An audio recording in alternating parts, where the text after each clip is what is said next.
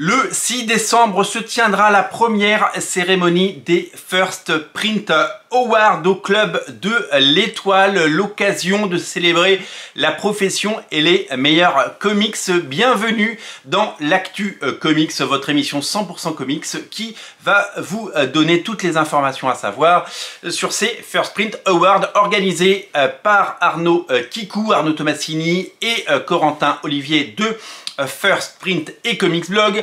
Ils ont décidé de faire la première cérémonie des Awards. Il y a des prix évidemment en France, il y a des prix pour la bande dessinée, le prix de la CBD, le prix Canal BD, il y a des prix à Angoulême. Souvent Angoulême a tendance à oublier les comics, ce qui a un petit peu agacé au fil des années l'équipe de First Print, puisqu'ils en ont parlé de nombreuses fois. Des titres ont été récompensés en comics, tant mieux, puisque vous le savez, Narissa Osandelek a réussi à avoir un prix en sortant un comics qui était adapté au format BD pour pouvoir plaire à un plus grand nombre. Il est temps de mettre un coup de projecteur sur les comics de la meilleure des façons et faire une cérémonie.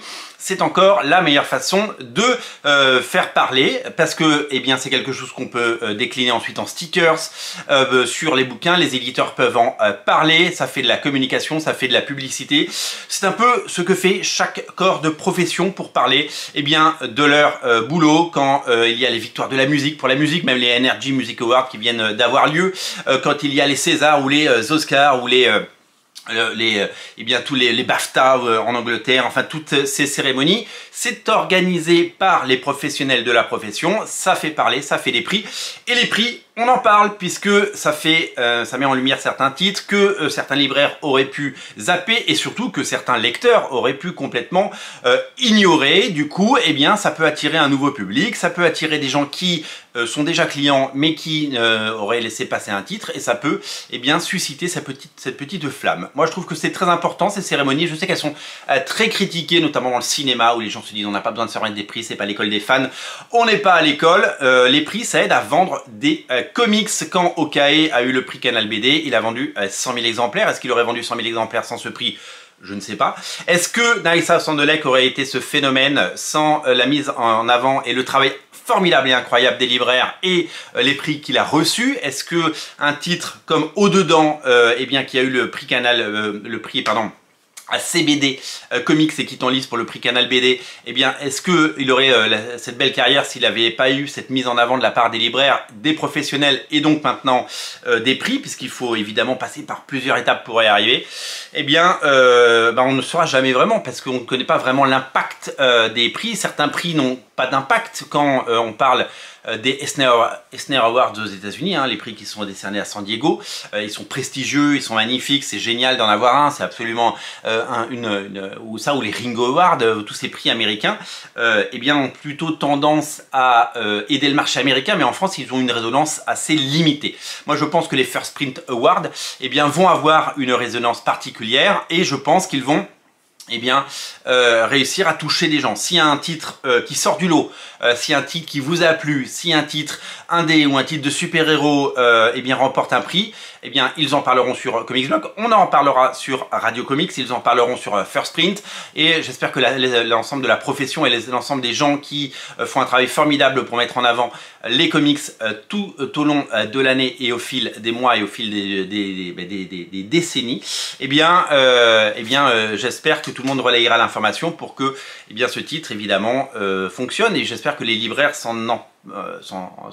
prendront ça en main pour je sais pas, mettre des stickers en disant regardez, c'est tel titre qui a gagné. Il y a 9 catégories, dont une qui va vous plaire, puisque il y a une catégorie du prix du public, et là vous pouvez voter, et je vous mets le lien en descriptif de la vidéo si vous le souhaitez, pour pouvoir voter le prix du public. J'ai moi-même voté pour le titre qui je considère être pour le moment le meilleur titre de l'année, mais je vais vous énumérer les 9 catégories, puisque ils ont fait la part belle aux super-héros et aux titres indépendants, c'est-à-dire qu'il peut y avoir aussi bien des titres comme Layla Starr. Alors c'est pas sorti cette année Layla Starr, mais Il peut y avoir des titres comme Nice House on the Lake, des titres comme Au Dedans, des titres 404 Comics, des titres 404 Graphics, donc des titres un petit peu plus indés, mais il peut aussi y avoir des titres de super-héros que vous avez aimés. Si vous avez aimé, je ne sais pas, le Riddler Year One par exemple, qui a énormément fait parler pendant 2024, eh ben, je pense que vous pouvez le mettre, et c'est ça qui est super chouette. Donc, on va pouvoir voter pour les deux, parce que je me souviens en écoutant les First Print religieusement en prenant le train le matin, que souvent la remarque vient disant que quand un titre comics est mis en avant par la profession célébrée par les libraires et par les festivals, eh bien il y a le petit problème entre guillemets qu'il y a, c'est que c'est souvent des titres indés, c'est jamais des titres de super-héros. Là il y aura des catégories super-héros et des catégories indés et vous pourrez vous régaler. Alors voici les 9 catégories.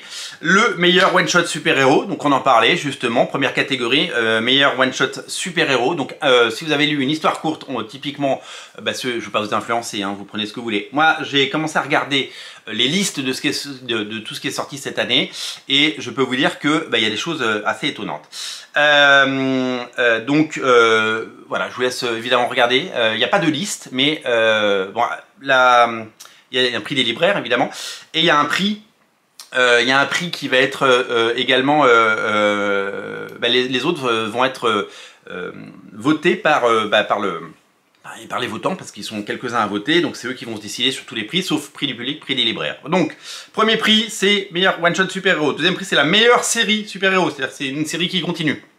Typiquement, un titre comme Nightwing qui cartonne, eh bien, pourrait avoir son prix. Le meilleur one-shot indépendant. Pareil, meilleur one-shot indépendant, eh bien ça pourrait être Nice House on the Lake, il n'est pas sorti cette année, mais je donne un exemple alors il se trouve qu'il va y avoir une suite, donc c'est pas vraiment un one-shot, mais ça pourrait être pas Briard parce qu'il y a une suite, ça pourrait pas être Sacrifice parce qu'il y a une suite, bon, vous allez trouver. Ça pourrait être Au Dedans, ça pourrait être Mon Parrain la Bonne Fée par exemple, des titres super chouettes.